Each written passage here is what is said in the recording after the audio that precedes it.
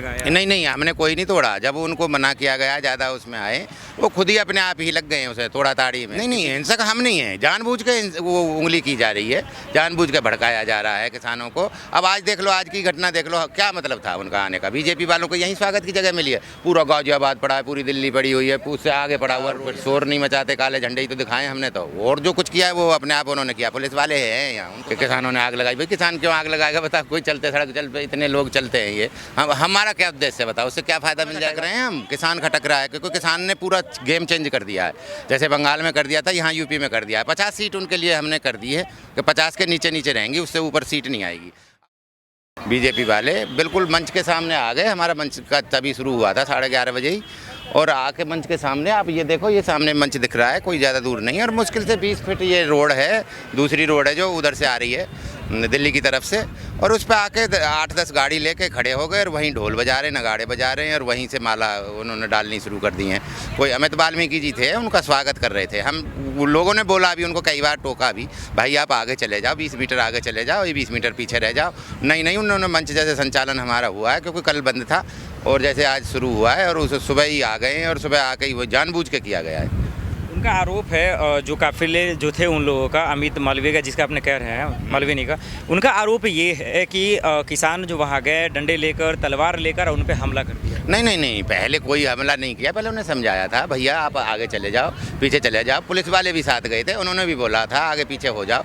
लेकिन जब वो हठधर्मी पे आ गए और जानबूझ के भड़का रहे थे, नहीं समझ रहे, उसके बाद में आधा घंटे बाद जब वो गए ही नहीं, ढोल नगाड़े यहीं बजाते रहे, हमें सीधा ये लगा एक बार तो ये हमारा मंच ही कब्जा कर लेंगे, नहीं समझ रहे, और मंच से ही अपना फोटोग्राफ और ये स्वागत का अपना प्रोग्राम करेंगे। तो फिर हमें लगा, फिर उसी को रोकने के लिए फिर नीचे से पूरी किसान यूनियन के जितने भी हमारे पदाधिकारी वगैरह सब आए, तो आके उनको मना किया गया, भैया आप जाओ। लेकिन वो गए नहीं गए। तो फिर उसी बीच में अपने आप ही उन्होंने कर दिया कि हमको धमका रहे हो, हमको ये कर रहे हो, वो कर रहे हो। जबकि इतनी लंबी रोड है ये, कहीं भी पीछे दिल्ली है, उधर को आगे चले जाओ, नहीं समझ रहे। केवल वहीं 10 फुट 15 फुट में ही क्या स्वागत होगा आप बताओ?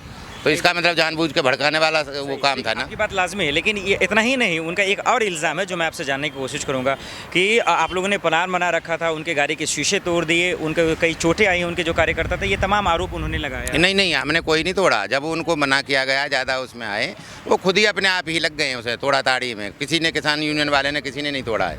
और यहाँ पुलिस वाले हैं, उनको सबको पता है, पुलिस वालों को सबकी नॉलेज में है सारी कहानी। किसान यूनियन के किसी आदमी ने उनको नहीं छेड़ा भी नहीं है, समझ रहे हैं? ये तो अपने आप ही वो बना रहे हैं फिर कहानी।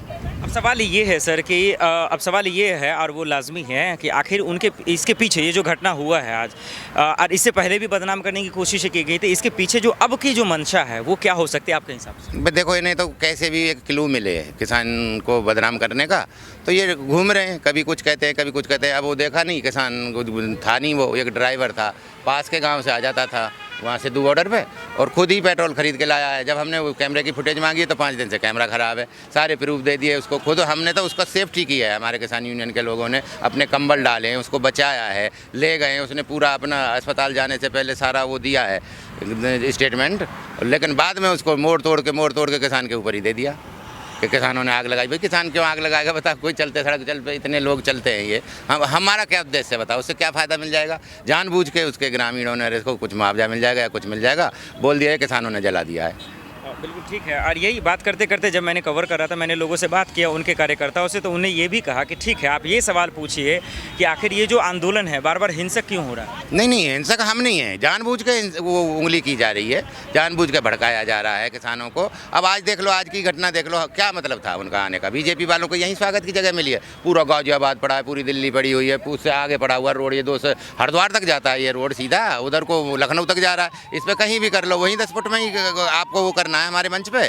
भाई हमारा मंच कितना बड़ा है देख लो आप, 50 मीटर का कुल वो होगा हमारा, और 50 इसी में आके इसी के बिल्कुल सामने उन्होंने किया है ढोल नगाड़े। तो बताओ ना, अरे एक 10 मिनट की बात हो, 20 मिनट की बात हो, घंटों रहे हैं यहीं, बताओ ना। तो इसका मतलब क्या है? आप वो भड़का रहे हो, भावना भड़का रहे हो किसान की, किसान को जला रहे हो, किसान को वो कर रहे हो, टॉर्चर कर रहे हो। नहीं तो आप बताओ फिर क्या किया जाता? और फिर शोर नहीं मचाते, काले झंडे ही तो दिखाए हमने तो। और जो कुछ किया है वो अपने आप उन्होंने किया। पुलिस वाले हैं यहाँ, उनको सब पता है। बिल्कुल, हाँ, पुलिस वाले आपने ये भी कहा था, उन्होंने कहा कि राकेश टिकैत सर की मौजूदगी में ये तमाम घटना हुई। नहीं नहीं, वो तो पीछे से आए हैं, पहले तो काले झंडे वो दिखा रहे हैं जो टिकैत साहब तो पीछे से आए हैं, नहीं समझ रहे, वो यहाँ थे नहीं, उसके बाद में वो पीछे से आए हैं, भाई क्या कर रहे हो क्या नहीं कर रहे हो। और देखो जितने भी हम वो थे बुजुर्ग लोग थे या हमारे वो थे, उन्होंने सब नहीं पीछे, आप वीडियो में देख लेना, कितनी भी वीडियो देख लो, पीछे ही हटाया अपने यूनियन के लोगों को कि नहीं कोई भी कुछ भी नहीं बोलेगा। और उन्होंने धक्का दे के पीछे ही किया है, हमने कोई फोर्स करके उनको बोला नहीं है, मोबिलाइज नहीं किया, और उनको पीछे ही हटाने का काम किया। देख लेना आप वीडियो में दिख जाएगा सारा। चौधरी साहब, आपने कहा कि आज जो घटना हुआ गाजीपुर बॉर्डर पे, तो इस साजिश को आप कह रहे हैं कि साजिश है ये, तो इस साजिश को क्या समझा जाए कि कोई सामने आने वाले में यूपी में विधानसभा चुनाव होने? हाँ यार, उनको बस आंखों में खटक रहे हैं हम, किसान खटक रहा है, क्योंकि किसान ने पूरा गेम चेंज कर दिया है। जैसे बंगाल में कर दिया था, यहाँ यूपी में कर दिया है। 50 सीट उनके लिए हमने कर दी है कि 50 के नीचे नीचे रहेंगी, उससे ऊपर सीट नहीं आएगी। अब उनको ज्वेलसी हो रही है, या उनको ये मान लो कि उन्हें इरिटेशन हो रही है, क्योंकि वो हमारी बात नहीं सुन रहे। हम बोला हम आपकी नहीं सुनेंगे, और हम बड़े उससे करके हम चुनाव करेंगे। हम अगली पार्टी भी जो आएंगी ना, विपक्ष वाली है, उसको समर्थन दिया जाएगा, जो MSP की गारंटी स्वामीनाथन आयोग की रिपोर्ट लगाएगा, नहीं समझ रहे, और 3 काले कानूनों पर हमारा साथ देगा, तो उसी को वोट किया जाएगा। ऐसे नहीं वोट फेंका नहीं जाएगा, कंडीशनल वोट दिया जाएगा, कंडीशन रख के। कंडीशन मीन्स उनको लेटर लिखाया जाएगा, उन्हें बताया जाएगा ये रेट स्वामीनाथन आयोग के वजह उससे आता है, कैलकुलेशन अगर करते हैं तो उसकी, चाहे बाजरा है, चाहे ईख है, चाहे उसमें धान है, चाहे दूध है, चाहे मक्का है, चाहे गेहूँ है, चाहे धान है, सबके एक रेट दे दिया जाएगा उनको। अगर वो एक्सेप्ट करेगा, जो भी पार्टी एक्सेप्ट करेगी, सपा बसपा RLD कांग्रेस जो भी करेगा, उसको ही वोट किया जाएगा, कंडीशनल वोट दिया जाएगा। ऐसे वोट फेंका नहीं जाएगा, क्योंकि हमें पता है अब टाइम नहीं है। क्योंकि जिस हिसाब से पूंजीपति है ना, 100 करोड़ रुपये 1 घंटे में तो वो कमा रहा है हमारा अडानी, और लगभग 60-65 करोड़ रुपए अंबानी जी कमा रहे हैं हर घंटे। मल्टीप्लाई करो आप, 5 साल में पूरे देश के किसान का ये खेत खरीद सकते हैं, 5 साल में मात्र। तो जब खेती नहीं रहेंगे, नहीं समझ रहे। और दूसरी बात, लागत इतनी बढ़ती जा रही है, फर्टिलाइजर्स, डीजल, पेट्रोल, जो किसान यूज़ करेगा, एग्रीकल्चर इक्विपमेंट, उन पर इतना GST ठोका जा रहा है। पहले हम गवर्नमेंट जो थी हमें सब्सिडी भी देती थी और बोनस भी देती थी, और उसके बाद में बहुत एग्रीकल्चर इक्विपमेंट फ्री में ही देती थी। उसके साथ में लेवलर दे दिया, कभी पुली दे दी, ड्रोबाल दे दिया, टॉपलिंग दे दी, वो क्या पंपिंग सेट दे दिया, ये दे दिया, बहुत सारे सामान मिलते थे। अब वो सामान तो छोड़ दो, और उल्टा उसको वो जो हमें सब्सिडी मिलती थी वो भी छोड़ दो, उल्टा GST और हमारे ऊपर थोप दिया है 28% और 18%, नहीं समझ रहे। और तो ये एक बात बताओ, जब टायर भी लाएगा किसान तो उस पर भी GST दे के आएगा, हर टैक्स दे के आएगा। देखो जो भी आइटम बन रहे हैं, पूंजीपति इनके जो भी बना रहे हैं, वो तो लिख के भेज रहे हैं सब, उसमें क्या है, इंक्लूसिव ऑल टैक्सेस, हम तो सारे टैक्स आपसे ही ले रहे हैं, और वो उसी टैक्स को वो आगे भर देते हैं। तो वो उसने क्या दिया, वो तो सब किसान पे से ही जा रहा है, और किसान की जो लागत है वो दोगुनी हो गई है, और फसल के रेट आधे हो गए।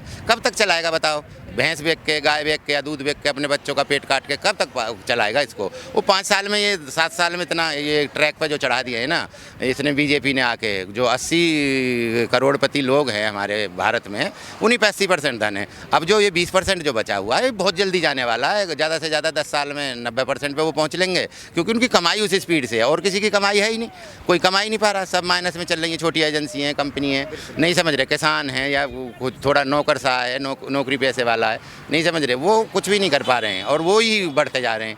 तो जब वो बढ़ते चले जाएंगे, एक दिन उन पर धन इतना हो जाएगा कि तो वो खेत, जैसे ये अब तो ये ज़बरदस्ती कर रहे हैं, दूसरी तरह से ले रहे हैं। अब कानून से नहीं लेना है इन्हें, अब लेना है दूसरी तरह से, कि इनकी लागत को बढ़ा दो और पीछे से अपने आप ही फेंक देंगे।